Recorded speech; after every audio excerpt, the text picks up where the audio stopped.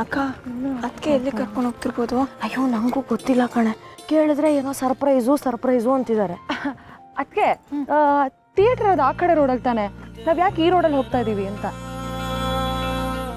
ಅಯ್ಯೋ ನನಗೆ ಮರ್ತೇ ಹೋಯ್ತು, ಥಿಯೇಟ್ರ್ ಆ ಕಡೆ ರೋಡು. ನಾನು ಆಗ್ಲೇ ಅನ್ಕಂಡೆ, ಕೇಳಿದ್ರೆ ನೀನು ಎಲ್ಲಿ ಬೇಜಾರಾಯ್ತೀಯೋ ಅಂತ ಕೇಳಿಲ್ಲ ಆಟೆಯ. ನಾಡ್ರವ ಆ ಕಡೆಗೆ ಹೋಗೋ ನಡ್ರಿ. ಬನ್ನಿ, ಸುಮ್ಮನೆ ಬನ್ನಿ. ಏನು ಗೊತ್ತಾ, ಆ ಸಿನಿಮಾದಲ್ಲಾದರೆ ಒಂದೇ ಕತೆ, ಆದರೆ ನಾನು ತೋರ್ಸೋಕೆ ಹೊರಟಿರೋ ಸಿನಿಮಾದಲ್ಲಿ ಒಂದೇ ಮನೆಗೆ ಸಂಬಂಧಪಟ್ಟಿರೋ 5 ಕತೆ ಇದೆ. ನೋಡ್ತೀರಾ? 1 ಮತ್ತೆ 5 ಕತೆನಾ? ಯಾವ್ದಕ್ಕೆ ಇದು ಅರ್ಥನೇ ಆಗ್ತಿಲ್ಲ. ಯಾವ್ದಾದ್ರು ಫಾರಿನ್ ಸಿನಿಮಾ ತೋರಿಸಿದ್ರೆ ಹೆಂಗೆ? ಒಂಥರ ದೇಸಿ ಸೊಗಡಿನ ಹಳ್ಳಿ ಕತೆ. ಅಮ್ಮ ಮಕ್ಕಳ ಎಮೋಷ್ನಲ್ ಜರ್ನಿ ಇದೆ. ಆದರೂ ಅದಕ್ಕೆ ಇಲ್ಲಿ ಯಾವ ಥಿಯೇಟರ್ ಇದೆ ಅಂತ ನೋಡ್ತೀರಾ? ಗೊತ್ತು ನನಗೆ, ಬನ್ನಿ.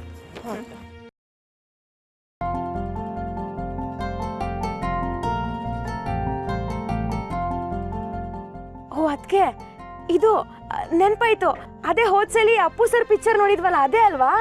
ಓ ಸಿನಿಮಾ ಸೂಪರು. ಮಕ್ಕಳವ ತಾಯಿ ಮಕ್ಕಳನ್ನ ಸೇರಿಸೋಗಳಿಗೆ ಹತ್ರ ಬಂತು. ನನ್ನ ಜೊತೆನೇ ಎತ್ತು ಧೈರ್ಯ ಕೊಡು.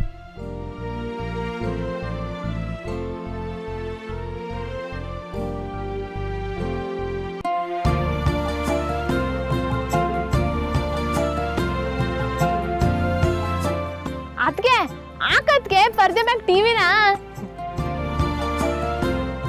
ಪರ್ದೆ ಅನ್ನೋದು ಎಷ್ಟು ಚಂದ ಅಲ್ವಾ? ನಾವೆಲ್ಲರೂ ಪರ್ದೆ ಮೇಲೆ ಏನೇನು ಬರುತ್ತೋ ಅದನ್ನೇ ನಿಜ ಅಂತ ನಂಬಿಡ್ತೀವಿ. ಆದರೆ ಪರ್ದೆ ಹಿಂದೆ ಇರೋ ಪರಿಸ್ಥಿತಿ ಬಗ್ಗೆ ನಾವು ಯಾರೂ ಯೋಚನೆ ಮಾಡಿರಲ್ಲ. ಹೌದು. ಅದಕ್ಕೆ ಪರ್ದೆ ಹಿಂದಿರೋರು ಜನರಿಗೆ ಅಷ್ಟು ಹತ್ರ ಆಗ್ತಾರೋ ಇಲ್ವೋ, ಅದೇ ಪರ್ದೆ ಮೇಲೆ ಕೆಲಸ ಮಾಡೋರು ಆದಷ್ಟು ಬೇಗ ಜನರಿಗೆ ಹತ್ರ ಆಗ್ಬಿಡ್ತಾರೆ. ಬರೀ ಸಿನಿಮಾ ಅಂತ ಬಂದಾಗಲೇ ಇಷ್ಟೆಲ್ಲ ಇರಬೇಕಾದ್ರೆ ಒಂದು ಸಂಸಾರ ಅಂತ ಬಂದಾಗ ಅಲ್ಲಿ ಏನೇನೆಲ್ಲ ಸಮಸ್ಯೆ ಇರುತ್ತೆ ಅಂತ ನೀವು ಯಾರಾದ್ರೂ ಯೋಚನೆ ಮಾಡಿದ್ದೀರಾ? ಅದಕ್ಕೆ ಅದನ್ನ ಆಮೇಲೆ ಯೋಚನೆ ಮಾಡ, ಮೊದಲು ಸಿನಿಮಾ ಹಾಕತ್ಗೆ. ಆಯ್ತಾಯ್ತು, ಹಾಕ್ತೀನಿ. ಅದು ಅದಕ್ಕೂ ಮುಂಚೆ ನಾನೊಂದು ಪುಟ್ಟ ಕತೆ ಹೇಳ್ಬಿಡ್ತೀನಿ. ಅದೇ ಈ ಊಟ ಮಾಡೋಕ್ಕೂ ಮುಂಚೆ ಸ್ಟಾರ್ಟರ್ಸ್ ಅಂತ ಕೊಡ್ತಾರಲ್ಲ, ಆ ಥರ. ಸ್ಟಾರ್ಟರ್ಸ್ ಏನು ಗೊತ್ತಾ, ಹಸಿವನ್ನ ಇನ್ನೂ ಜಾಸ್ತಿ ಮಾಡುತ್ತೆ. ಆಗ ಊಟ ಚೆನ್ನಾಗಿ ತಿನ್ಬೋದು. ಈ ನಮ್ಮ ಬಾಳೆ ಎಲೆ ಊಟದಲ್ಲಿ ಉಪ್ಪಿನಕಾಯಿ, ಸಂಡಿಗೆ, ಕೋಸಂಬರಿ ಇದೆಲ್ಲನೂ ಸ್ಟಾರ್ಟರ್ಸೇ. ಆದರೆ ನಾನಿವತ್ತು ಕೋಸಂಬರಿ ಕತೆ ಏನೂ ಹೇಳಲ್ಲ, ಬದಲಾಗಿ ನೋವಿನ ಕಾದಂಬರಿ ಬಗ್ಗೆ ಹೇಳ್ತೀನಿ.